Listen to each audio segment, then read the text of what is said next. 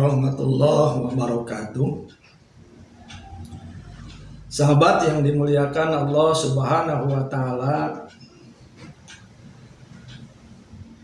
moderasi beragama di Indonesia saat ini penting dilakukan. Mengapa? Ini didasarkan fakta bahwa Indonesia adalah bangsa yang sangat majemuk dengan berbagai macam suku, bahasa, budaya, dan agama. Bahkan Indonesia juga itu merupakan negara yang agamis walaupun bukan negara yang berdasarkan agama tertentu. Nah, hal ini bisa dirasakan dan dilihat sendiri dengan fakta bahwa hampir tidak ada aktivitas keseharian kehidupan bangsa Indonesia yang terlepas dari nilai-nilai agama. Keberadaan agama sangat vital di Indonesia, sehingga tidak bisa lepas dari kehidupan berbangsa dan bernegara. Oleh karena itu, moderasi beragama ini penting untuk digaungkan dalam konteks global, di mana agama menjadi bagian penting dalam perwujudan peradaban dunia yang bermartabat. Nah, yang menjadi pertanyaan, lalu bagaimana cara kita memahami ajaran agama itu yang kemudian akan terwujud pada perilaku dalam kehidupan? Nah, disinilah diperlukan moderasi beragama sebagai upaya untuk senantiasa menjaga agar seberagam apapun tafsir dan pemahaman terhadap agama ini tetap terjaga sesuai koridor, sehingga tidak memunculkan cara beragama yang ekstrem.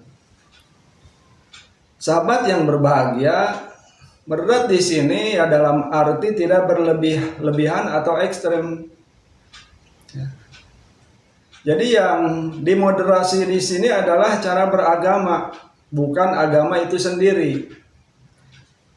Karena agama sendiri merupakan sesuatu yang sudah sempurna, yang datang dari Allah Subhanahu wa taala yang maha sempurna. Namun cara setiap orang dalam memahami dan mengamalkan ajaran agama itu memiliki perbedaan. Nah, hal ini karena keterbatasan mungkin manusia dalam menafsirkan pesan-pesan agama, sehingga muncul keberagaman. Nah, jika pemahaman dan penafsiran yang muncul tidak sesuai dengan nilai-nilai agama tersebut, ini tentu akan terjebak pada pemahaman yang berimplikasi pada tindakan yang berlebih-lebihan. Nah, inilah yang kemudian dinamakan beragama yang ekstrim. Nah, kita paham semua bahwa sumber utama agama adalah teks yang terwujud dalam bentuk kitab suci dan orang-orang suci yang mendapatkan risalah untuk disampaikan kepada umat manusia. Nah, dalam memahami hal ini bisa saja seseorang terjebak pada pemahaman dua kutub. Kutub ekstrem yang pada dasarnya sama-sama berlebih-lebihan. Satu kutub terlalu tertumpu pada teks itu sendiri tanpa melihat konteks.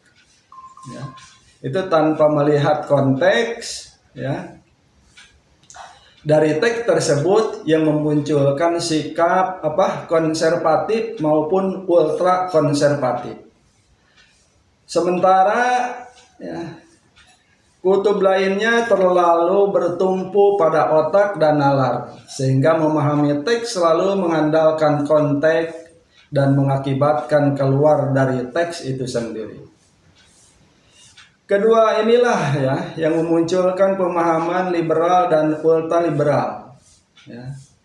Dua kutub yang berlebih-lebihan itu sama-sama mengancam kehidupan beragama dalam mewujudkan peradaban dunia. Nah, tentunya dua kutub ekstrem ini akan terus berjalan dinamis, sehingga moderasi beragama juga harus dinamis dengan terus memposisikan diri di tengah. Ada dua hal yang menjadi prinsip dan ciri moderasi beragama, yang pada hakikatnya itu merupakan ajaran agama itu sendiri.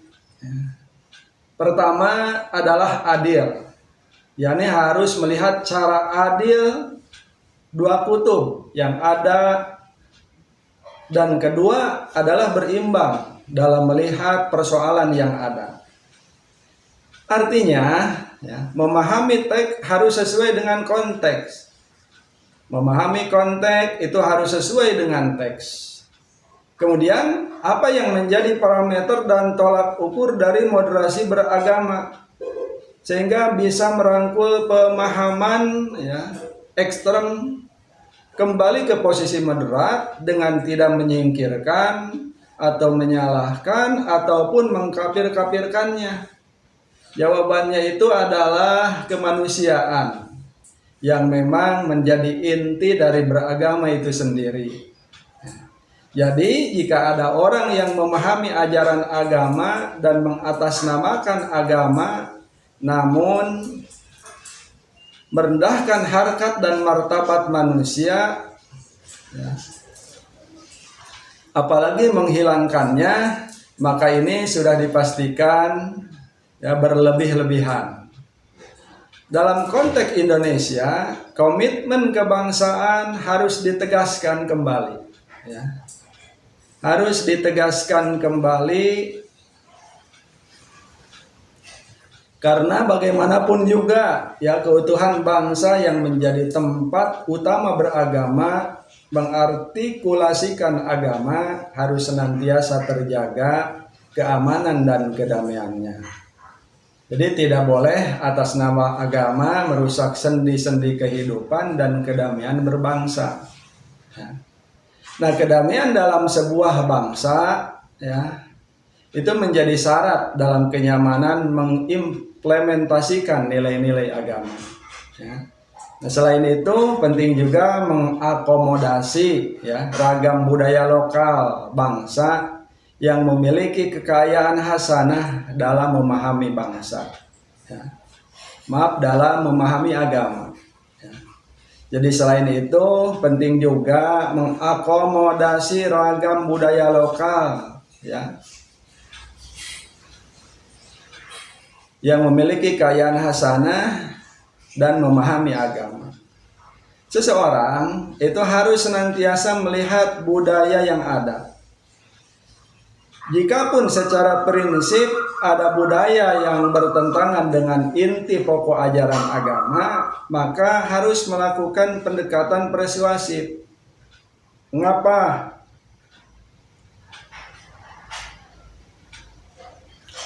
Harus melakukan pendekatan persuasif.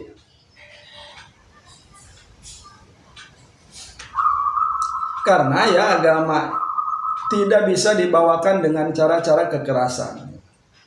Bagaimana agama di mata negara? Nah, itu di dalam Undang-Undang Dasar 1945 itu dijelaskan bahwa negara berdasarkan ketuhanan yang Maha Esa dan negara menjamin kepercayaannya itu. Nah, ini pasal itu menjadikan dasar dan amanah agar negara menjamin kemerdekaan terhadap dua hal, yakni kebebasan memeluk agama dan kebebasan beribadah sesuai kepercayaan. Nah, Indonesia sendiri memiliki relasi yang khas antara agama dan negara. Indonesia bukan negara sekuler dan juga bukan negara agama yang berdasarkan pada agama tertentu. Nah, sehingga negara memposisikan diri terhadap agama pada tiga ranah. Yakni yang pertama, menjamin kemerdekaan terhadap dua hal, yakni kebebasan memeluk agama dan kebebasan beribadah sesuai kepercayaan. Yang kemudian yang kedua, negara memberi fasilitas pada agama dan tidak bisa lepas tangan terhadap ikhwal keagamaan warga negaranya. Jadi negara juga tidak represif dan memaksa warga negaranya untuk menganut perilaku keagamaan tertentu. Nah, yang ketiga itu memberikan pedoman terhadap kehidupan beragama, ya, seperti adanya sidang isbat, penyelenggaraan haji, pendirian rumah ibadah, dan yang lainnya. Ya. Nah, meskipun pedoman ini juga tidak bisa dipaksakan, agama sendiri bisa selalu dilihat dari dua perspektif yang berbeda. Pertama adalah perspektif formal, institusional, ya, yang menyebabkan pendekatannya selalu segregatif, artinya terpisah, yang melihat agama sebagai sebuah institusi formal seperti Islam, Kristen, Hindu, dan yang lainnya. Itu termasuk bagian, ya, paham-paham yang ada di dalam agama itu sendiri. Kemudian yang kedua, ya, adalah perspektif esensial atau yang namanya substansial, ya, yang lebih menitik beratkan pada nilai-nilai ajarannya yang cenderung sama dan tidak terlihat keragaman agama yang satu dengan agama yang lain. Karena inti pokok ajaran agama itu pada dasarnya sama, ya, seperti kemanusiaan, keadilan, persamaan di depan hukum, menghormati hak asasi manusia, dan nilai-nilai universal yang lainnya. Nah, demikian, ya, mudah-mudahan ini bermanfaat dan mudah-mudahan negara kita menjadi negara yang walaupun cukup berbineka tetapi tetap negara kita adalah negara kesatuan yang utuh, yang sininya menjadi negara yang rahmatan lil alamin. Assalamualaikum warahmatullahi wabarakatuh.